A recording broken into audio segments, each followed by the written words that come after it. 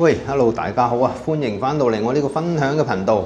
咁啊，呢幾日咧就相當之潮濕啊！咁啊，香港咧達到90%幾嘅濕度。咁啊，見到出邊咧，其實大家都見到噶啦，其實都落緊毛毛嘅細雨。咁相對嚟講咧，做油漆嚟計咧，都係比較撈教噶啦。唔好講話淨係做油漆啦，咁啊可能做泥水都撈教啊，因為係基本上咧。你嗰啲批咗落去嘅嘢咧，基本上都唔識乾嘅。咁啊，先講油漆先啦。咁呢一個單位咧就啱啱開始做緊油漆啦，都唔係開始啦，做咗幾日啦。咁啊開始批咗灰啦。咁啊依家就開始油啊。咁啊，如果你話批灰嚟計咧，咁啊批咗落去啲灰咧就唔識乾啦。咁啊你濕度咁犀利啊嘛。咁啊，如果你話油嚟計咧，咁就都係唔識乾㗎啦。油咗上去咧，你都要等佢乾完先係油去第二浸啊、第三浸咁一路油落去嘅。咁所以咧好多時咧，你話真係潮濕嘅天氣咧，去做裝修咧，就真係確實係有少少撈教㗎啦。咁一陣間咧都會影俾大家睇下啦，呢個單位做油漆嘅情況究竟係點樣嘅。咁啊，另外咧一陣間講完油漆之後咧，都會講一講嗰啲咁嘅護牆板啊，係啦，咁啊淺談啦，大家討論一下係做嗰啲護牆板咧好唔好咧？咁啊當然啦，你話做油漆又或者做護牆板嚟計咧，都係有佢嘅好處唔好處嘅。咁但係就適唔適合去做呢個護牆板咧？咁就一陣間一齊討論下，因為呢一個話題咧，其實就好多人都有問過呢一個問題，冇件實物喺度講咧，就始終就難講啲啊。咁啊，所以今日都冇實物㗎，其實咁啊，純粹都係同大家淺談一下，係應唔應該整呢個護牆板咧？好啦，鏡頭一轉，咁我哋睇一睇呢間屋嘅油漆先啦。咁啱啱咧就油咗個天花啦，咁啊都係要等佢乾嘅。咁啊，牆身咧就未開始油。咁通常咧呢啲咁嘅環境咧，未到家私之前咧，咁啊通常都係會有個頭浸先嘅。咁見到呢個天花咧就油一油啦，咁啊牆身咧都係未油嘅。咁另外咧，我哋又睇一睇我哋執咗灰嘅地方啦。咁見到咧個窗邊呢啲位咧就執咗灰啦，咁就當然啦，依家嘅執灰咧就有排都未識乾㗎啦，咁啊冇辦法啦，咁都係要執咗先，咁啊都係要等佢時間去乾嘅。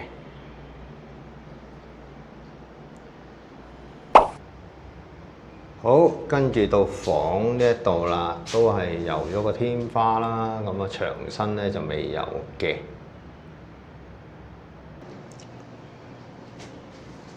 好，跟住睇埋呢一間房，同樣地都係油咗個天花，牆身就未油嘅。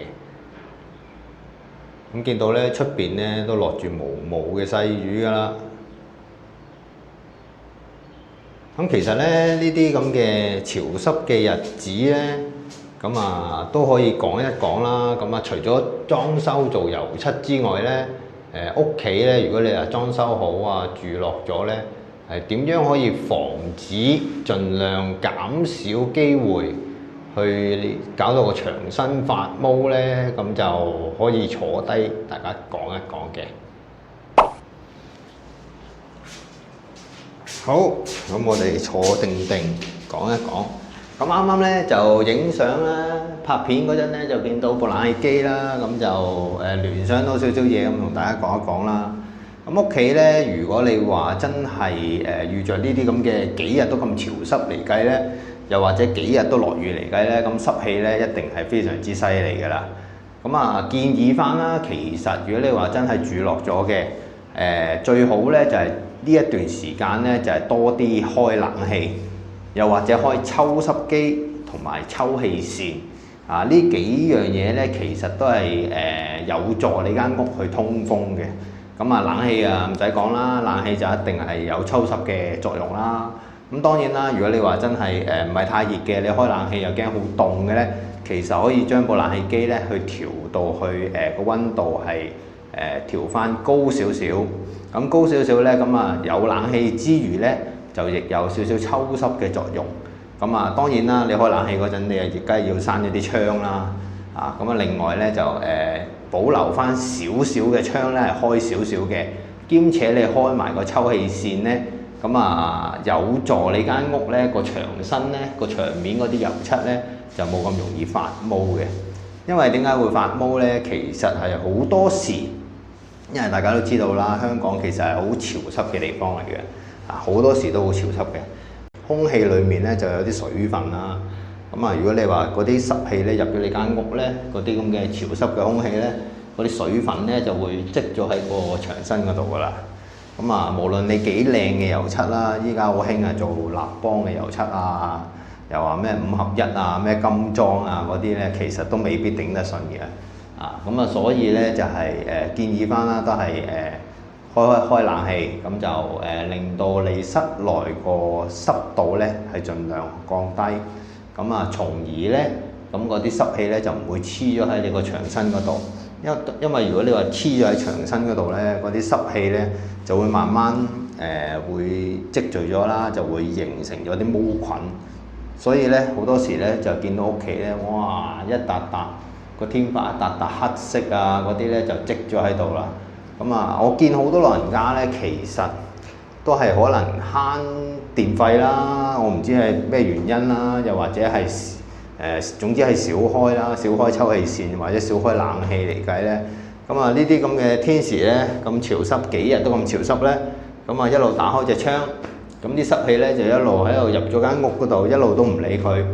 咁啊日積月累啦，日子有功啦，咁啊積下積下咧就見到哇！1年半載之後咧，間屋咧就發晒毛啦，個天花咧就會好多黑掹掹嘅嘢啦，咁嘅情況會出現咯，咁就遇咗呢啲情況冇辦法，你千祈唔好慳呢啲咁嘅電費，呢啲一定要用嘅，如果唔係咧就損失更大咯，到時你間屋黑掹掹黑晒咧，到時咧你仲鬧交。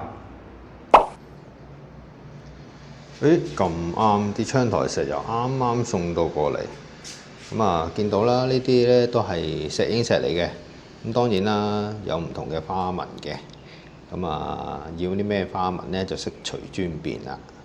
咁啊坊間出邊咧都有好多呢啲咁嘅石英石嘅唔同花紋、唔同顏色嘅，咁啊始終石英石咧都係比較多啲花紋揀，同埋多啲顏色揀。咁啊，頭先見到嗰啲咁嘅窗台石咧，就會裝喺呢啲咁嘅窗台嘅位置啦。咁啊，本身咧佢都係做油漆嘅。咁啊，始終油漆咧就冇咁好打理啦，因為始終你抹多兩抹咧就會甩嘅。咁啊，所以咧就係通常咧都係會裝翻啲窗台石咧就會比較好打理啲。咁另外咧，所有個窗台位啦，好似呢啲咁嘅位置咧，都係會裝翻個石英石嘅窗台石嘅。好啦，咁我哋坐定定就講下呢個護牆板啦，適唔適合香港安裝啦？咁啊，當然啦，每樣嘢都有每樣嘢嘅好處同壞處嘅。問題咧係睇下你適唔適合去裝喺嗰個位置啦，又或者係會唔會裝嗰個位置會好啲啊咁樣嘅啫。咁啊，當然啦，依家就冇實物喺度，咁啊攞一樣道具啫。因為之前都好多人問我呢個問題，咁啊順便依家趁呢啲咁嘅做開油漆，咁啊又潮濕，咁啊又可以講一講呢一個問題啦。咁啊首先講一講個板料先啦。咁你話護牆板嚟計咧，就大概啦，大致分兩樣物料啦。咁啊第一咧就係我哋好 old school 以前做嗰啲啦，即係機構啊，即係嗰啲公家地方咧就好興咧，就會用嗰啲木板去做一個護牆板嘅。咁啊當然啦，木板咧就會厚啲嘅，就冇呢塊咁厚大概係6分度啦，一件咁嘅板啦，有啲係4分嘅。咁但係如果你係太薄嚟計咧，又會驚佢攣啊，因為你始終咁大塊嘅木板咧，如果你話真係冇翻咁上下厚度咧，就會好容易攣啦，一攣咧就炒晒魷魚啊，就可能大肚啊，咁啊嗰陣咧就好核突噶啦。咁另外咧就有啲咧依家比較新穎啲嘅物料咧，就係薄身啲嘅。咁啊薄到點樣咧？薄到大概應該係我見過最薄啦，應該係有3個 M 嘅啫。咁啊大概應該係1分咁上下啦，咁上下厚度啦。咁當然啦，有啲咧都會厚啲嘅。咁可能有啲係10個 M、8個 M 都有嘅。咁啊視乎係你用嗰啲咁嘅物料而定啦。因為坊間咧，其實你話護牆板嚟計咧，其實大陸咧就興咗好耐㗎啦。咁啊不過香港咧就比較唔係咁興。咁啊點解咧？一陣間都會講一講嘅。咁啊講翻薄身啲嗰隻咁嘅板料啦。咁佢用嘅物料咧就係嗰啲玻璃纖維啦，又或者係啲直樹脂膠啊，咁樣好多種物料嘅。我最常見咧就會見到呢2種比較多咯。所以就係因為佢薄身得嚟咧，佢就會係始終係玻璃纖維啦，唔係木板啦。咁佢咧就又有溝啲膠質喺度啦。咁佢攣嘅程度咧，同埋熱脹冷縮嘅程度咧，就會係比木板咧就會好少少，就冇咁容易炒魷魚，我哋叫做。咁木板嚟計咧，就好多時咧你初裝落去咧就冇乜問題嘅。你話如果真係裝咗一段時間咧，好似嗱呢啲咁潮濕天氣咧，如果你話真係屋企嚟計咧，唔係成日開冷氣啊，即係啲通風冇咁好咧，積咗啲濕氣喺度咧，啲木板咧就會有攣有咬咧，就會有咁嘅情況。咁加上你咁大塊板裝上牆身咧，咁攣嘅機會咧就相當之大啦。大家做櫃都知㗎啦，其實如果你話隻門板嚟計咧，你越大咧，攣嘅機會咧就會越高。咁當然啦，依家啲技術咧就會出得都幾靚嘅。好似啲生態板啊嗰啲都 OK 嘅嚇。咁佢就同埋佢攞啲五金物料去拉住佢咧，就冇咁容易話攣得咁犀利咯。減少咗呢種攣嘅情況啦。好講完大概物料咧，就分開呢2種啦，一隻係木板啦，一隻就係玻璃纖維板啦，叫做坊間都好多物料嘅。另外咧又講下啦。如果你話真係裝木板嚟計咧，即係好似 old school 嗰啲咁咧，裝塊木板上去牆身，咁呢幅牆身咧唔係直噶嘛，你一定要去整翻平佢噶嘛。好多時咧個牆身如果唔平咧，就要裝底板啦。底板咧就通常薄薄地一浸啦，拉翻平個牆身，跟住面頭咧就裝塊飾面嘅板上去啦。變相嚟計咧就會增加咗個牆嘅厚度。大家都可以諗到噶啦，其實一塊底板都要薄薄地啦，都要我當你3分好未？係咪？你加埋個面板都差唔多成4分或者6分。加埋咧，差唔多1寸嘅咯喎，其實當然啦，未計啲可能攣得比較犀利嗰啲，可能唔止1寸，甚至乎更多添啦。所以呢一方面咧，就真係要考慮啦。你話如果屋企嚟計咧，因為始終咧香港咧寸金尺土屋企咧都唔係大㗎啦。你話裝公家地方大範圍商場嗰啲，梗係冇問題啦，係咪先？但係屋企嚟計咧，就我相信大家屋企都唔會話大得去邊㗎啦，冇乜話自己屋企，哇！我屋企好大，幾千尺咁當然啦，我哋以平民嚟計咧，就屋企咧就唔算大啦。你如果裝呢啲咁嘅板咧，就相對嚟講咧，佢有翻咁嘅厚度咧，一層一層咁計咧。如果你話4邊牆身都整到咁厚咧，相對嚟講咧，你用嘅空間咧就會比較少咗㗎啦。呢一個就大家都好容易理解啦。其實就係呢啲咁潮濕天氣啦。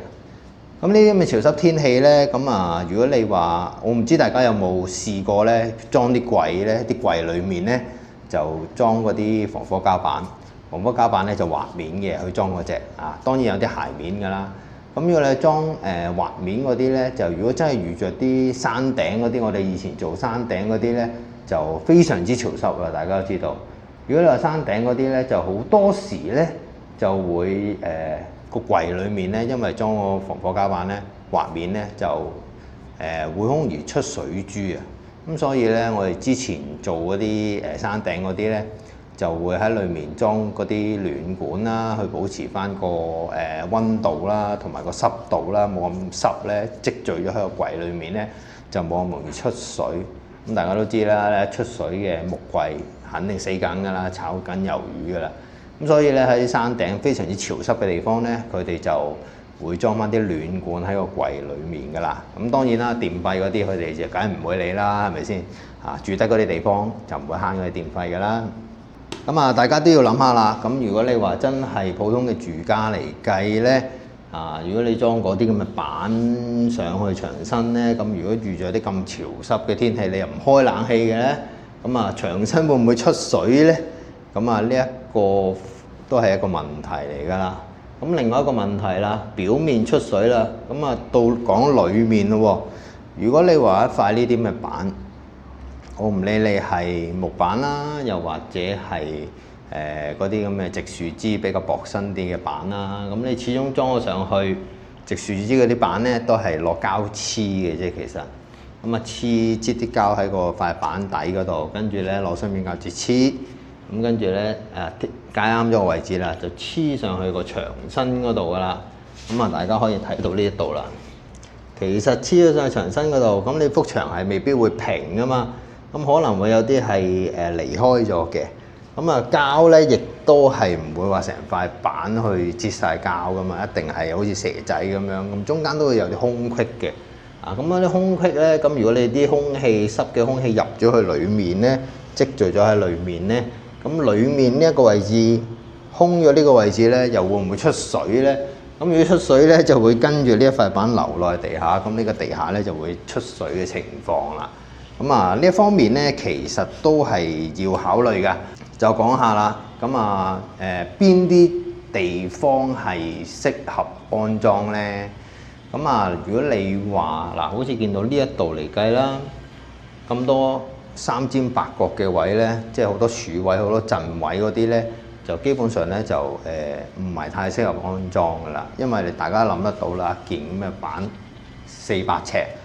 咁如果你話仲要包埋呢啲咁柱位咧，就會好多曲位喺度啦。咁雖然咧做就一定做得到嘅，但係適唔適合裝咧？咁啊當然啦，坊間咧都會有好多五金嘅配件，譬如係嗰啲收口邊嗰啲咁嘅條啊，啲金屬條啊嗰啲去整翻佢啊，即係遮住佢啊，等佢靚仔啲嘅。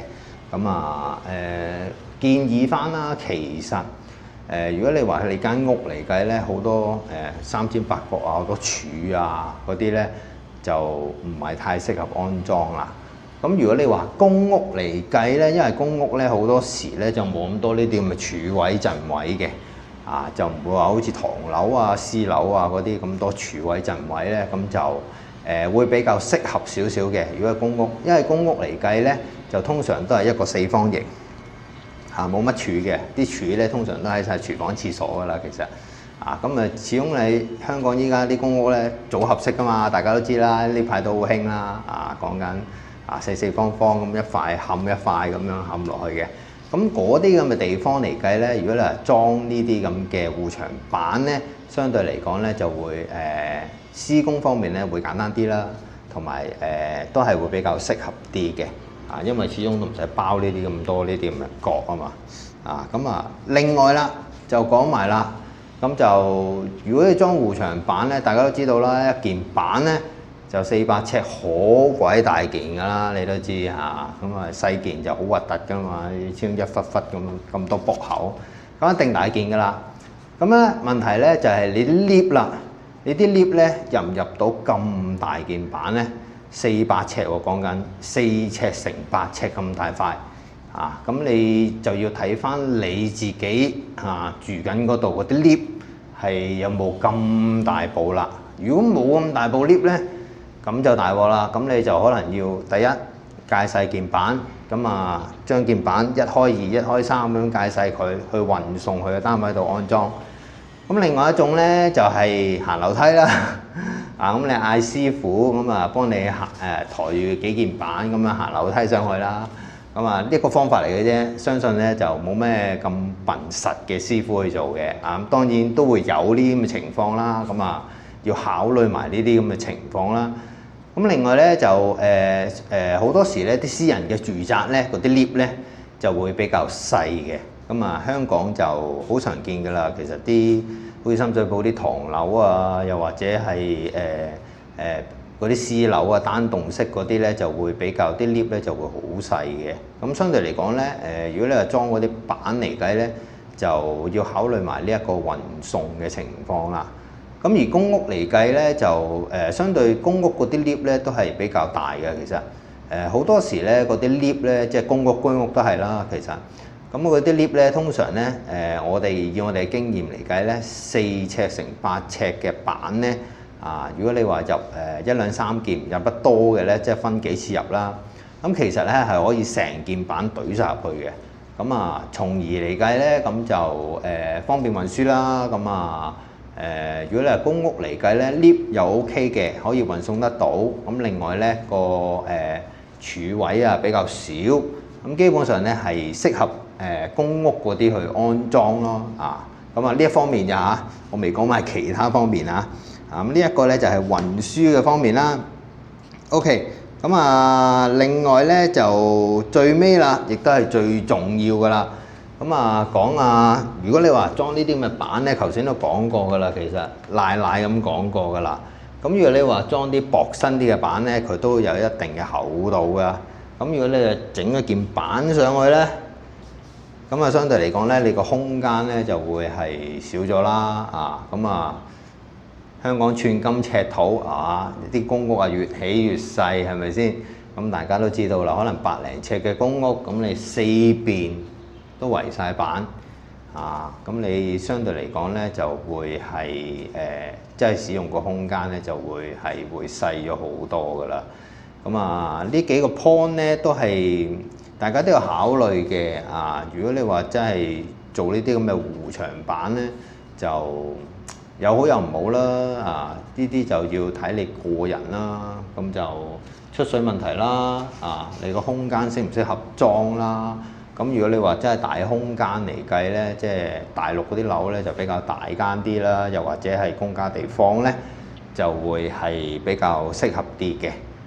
咁相對嚟講咧，住家點解會唔係咁興去裝啲咁嘅板咧？因為始終都係香港嘅地方咧係會比較少，同埋咧係比較細，咁所以咧就係唔係太適合去裝呢啲咁嘅護牆板嘅。咁係啦，今日嘅護牆板嘅淺談咧就到呢度啦。咁究竟裝唔裝護牆板咧？咁就留翻俾大家自己考慮一下啦。